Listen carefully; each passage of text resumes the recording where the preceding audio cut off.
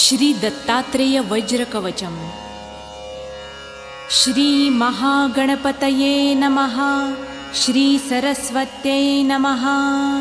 श्रीपादवल्लभ नृसिंह सरस्वती श्री गुरुदत्तात्रेयाय नमः। अस्य श्री दत्तात्रेय वज्रकवच स्तोत्रमन्त्रस्य किरातरूपी महारुद्र ऋषिः अनुष्टुप् छन्दः। श्री दत्तात्रेयो देवता द्रां बीजम् आं शक्तिः क्रौं कीलकम्। ॐ आं आत्मने नमः। ॐ द्रीं मनसे नमः। ॐ आं द्रीं श्रीं सौं। ॐ क्लां क्लीं क्लूं क्लैं क्लौं क्लः। श्री दत्तात्रेय प्रसाद सिद्ध्यर्थे जपे विनियोगः। अथ करन्यासः। ॐ द्रां अंगुष्ठाभ्यां नमः। ॐ द्रीं तर्जनीभ्यां नमः। ॐ द्रुं मध्यमाभ्यां नमः। ॐ द्रें अनामिकाभ्यां नमः। ॐ द्रौं कनिष्ठिकाभ्यां नमः। ॐ द्रः करतलकरपृष्ठाभ्यां नमः। अथ हृदयादिन्यासः। ॐ द्रां हृदयाय नमः। ॐ द्रीं शिरसे स्वाहा। ॐ द्रुं शिखायै वषट्। ॐ द्रैं श्रोत्राय कवचाय हुं। ॐ द्रौं नेत्रत्रयाय वौषट्। ॐ द्रः अस्त्राय फट्। ॐ भूर्भुवस्वरोमिति दिग्बन्धः। अथ ध्यानम्। जगदङ्कुरकन्दाय सच्चिदानन्दमूर्तये दत्तात्रेयाय योगीन्द्रचन्द्राय परमात्मने कदा योगी कदा भोगी कदा नग्नपिशाचवत् दत्तात्रेयो हरिः साक्षात् भुक्तिमुक्तिप्रदायकः। वाराणसीपुरस्नायी कोल्हापुरजपादरः माहुरीपुरभिक्षाशी सह्यशायी दिगम्बरः इन्द्रनीलसामाकार चन्द्रकान्तिसमुद्युतिः वैडूर्यसदृशस्फूर्ति चलत् किञ्चिज्जटाधरः स्निग्धधावल्ययुक्ताक्षोऽत्यन्तनीलकनीनिकः भ्रूवक्षश्मश्रुनीलाङ्क शशाङ्कसदृशाननः हासनिर्जितनीहारः कण्ठनिर्जितकम्बुकः मांसलासो दीर्घबाहु पाणिर्निर्जितपल्लवाः विशालपिनवक्षाश च ताम्रपाणिर्दलोदरः पृथुलश्रोणिललितो विशालजघनस्थलः रम्भास्तम्भोपमानोरुर्जानुपूर्वैकजङ्घकः गूढगुल्फः कुर्मपृष्ठो लसत्पादोपरिस्थलः रक्तारविन्दसदृशरमणीयपदाधरः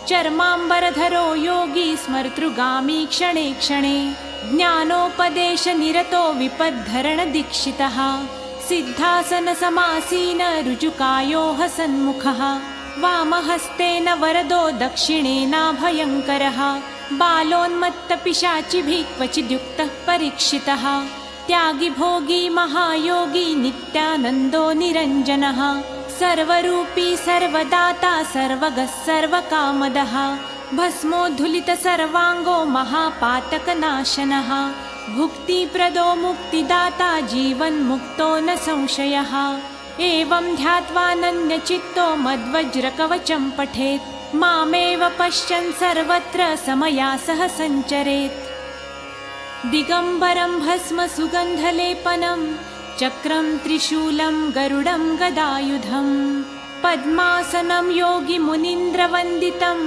दत्तेति नाम स्मरेण नित्यम् ॐ लं कृतिज्ञात्मने गन्धं समर्पयामि। ॐ हं आकाशात्मने पुष्पाणि पूजयामि। ॐ यं वायुआत्मने धूपं समर्पयामि। ॐ ब्रं अग्न्यात्मने दीपं समर्पयामि। ॐ वं अमृतात्मने अमृतनैवेद्यं समर्पयामि। ॐ दत्तात्रेय शिरः पातु सहस्राब्जेषु संस्थितः, भालं पात्वानसूयेय चन्द्रमण्डलमध्यगः, कूर्चमनोमयः पातु हंक्षं द्विदलपद्मभुः, ज्योतिरूपोक्षिणी पातु पातु शब्दात्मकश्रुति, नासिकां पातु गन्धात्मा मुखं पातु रसात्मकः, जिह्वां वेदात्मकः पातु दन्तोष्ठौ पातु धार्मिकः, कपोलावत्त्रिभुः पातु पात्वशेषं ममात्मवित्, स्वरात्मा षोडशाराब्ज स्थितस्वात्मावताद्गलम्, स्कन्धौ चन्द्रानुजः पातु भुजौ पातु कृतादिभु, जत्रुणी शत्रुजित् पातु पातु वक्षस्थलं हरिः, कादिठान्तद्वादशार् पद्मगोमरुदात्मकः,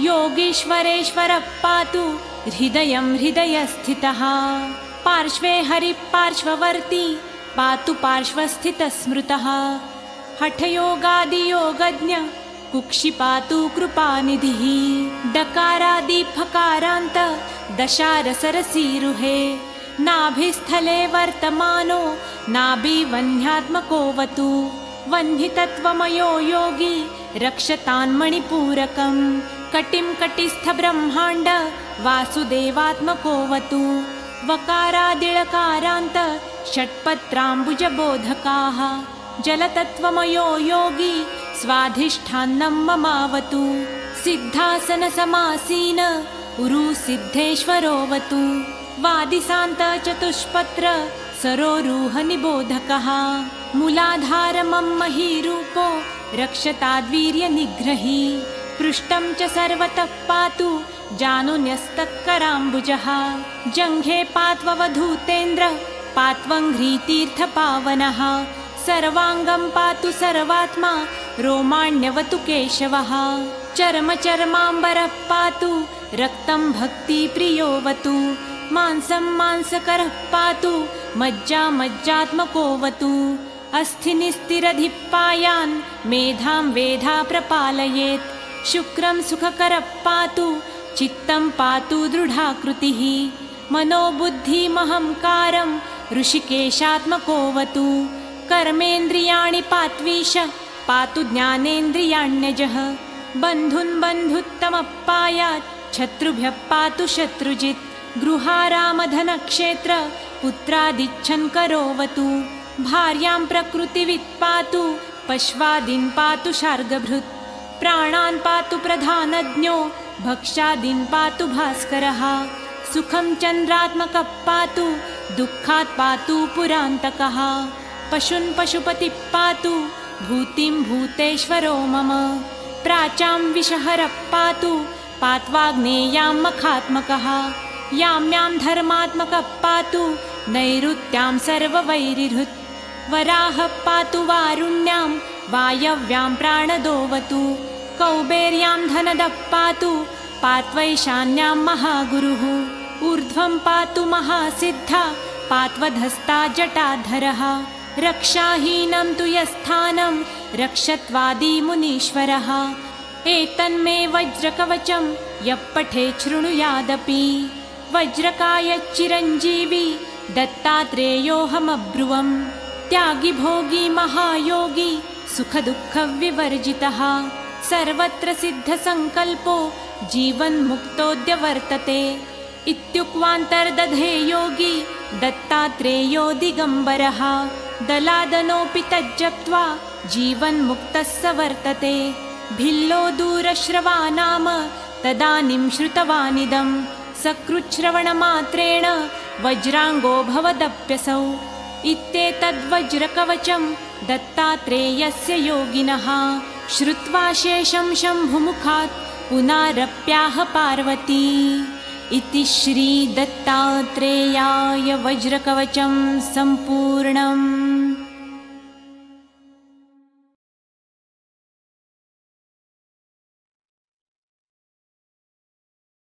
ओम नमो भगवते दत्तात्रेयाय, स्मरणमात्र संतुष्टाय, महाभय निवारणाय, महाज्ञानप्रदाय चिदानन्दात्मने बालोन्मत्तपिशाचवेशाय महायोगिने अवधूताय अनसूयानन्दवर्धनाय अत्रिपुत्राय ॐ भवबन्धविमोचनाय आम् असाध्यसाधनाय ह्रीं सर्वविभूतिदाय क्रौं असाध्य आकर्षणाय ऐं वाक्प्रदाय क्लीं जगत्त्रयवशीकरणाय सौः सर्वमनःक्षोभणाय श्रीं महासम्पत्प्रदाय ग्लौं भूमण्डलाधिपत्यप्रदाय द्रां चिरञ्जीविने वषट् वशीकुरु वशीकुरु वौषडाकर्षयाकर्षय हुं विद्वेषय विद्वेषय फट् उच्चाटय उच्चाटय ठः ठः स्तम्भय स्तम्भय खें खें मारय मारय नमः सम्पन्नय सम्पन्नय स्वाहा पोषय पोषय परमन्त्र परयन्त्र परतन्त्राणि छिन्धि छिन्धि ग्रहान् निवारय निवारय व्याधीन् विनाशय विनाशय दुःखं हर हर दारिद्र्यं विद्रावय विद्रावय देहं पोषय पोषय चित्तं तोषय तोषय सर्वमन्त्रस्वरूपाय सर्वयन्त्रस्वरूपाय सर्वतन्त्रस्वरूपाय सर्वपल्लवस्वरूपाय ॐ नमो महासिद्धाय स्वाहा। अथ करन्यासः ॐ द्रां अङ्गुष्ठाभ्यां नमः ॐ द्रीं तर्जनीभ्यां नमः ॐ द्रुं मध्यमाभ्यां नमः ॐ द्रैं अनामिकाभ्यां नमः ॐ द्रौं कनिष्ठिकाभ्यां नमः ॐ द्रः करतलकरपृष्ठाभ्यां नमः अथ हृदयादिन्यासः ॐ द्रां हृदयाय नमः ॐ द्रीं शिरसे स्वाहा ॐ द्रुं शिखायै वषट् ॐ द्रैं श्रोत्राय कवचाय हुं ॐ द्रौं नेत्रत्रयाय वौषट् ॐ द्रः अस्त्राय फट् ॐ भूर्भुवः स्वरोमिति दिग्बन्धः